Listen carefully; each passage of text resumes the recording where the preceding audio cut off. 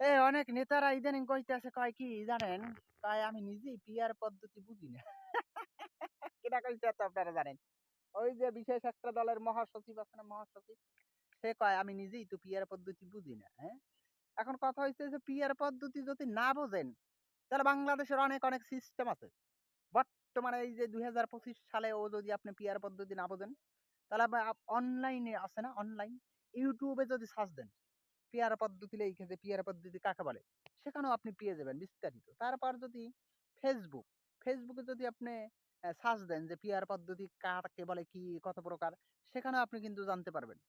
তারপর গুগল-টুগল থেকে শুরু করে যে সব জায়গায় আপনি পিআর পদ্ধতি কত প্রকার কি জানতে পারবেন। তারপর বাংলাদেশে যারা রাজনীতি করে, বিশেষ করে বড় রাজনীতিবিদ আছে, ইসলামিক স্কলার, তাদের কাছেও যদি আপনি প্রশ্ন রাখেন যে ভাই আমাকে পিআর পদ্ধতিটা বুঝাইয়ে দাও তো, তাহলে তারা বুঝাই দেবে। কিন্তু তো এখনো যদি আপনি এই একই কথা কইয়ে যান, তাহলে কিন্তু হয় না। মান-সম্মান কিন্তু থাকবে না। ঠিক আছে? অতএব পিআর পদ্ধতি আপনি যদি জানতেই চান তাহলে যে সকল অপশন গুলা বললাম এখান থেকে আপনি জানতে পারেন। ওকে? ভালো থাকবেন, সুস্থ থাকবেন।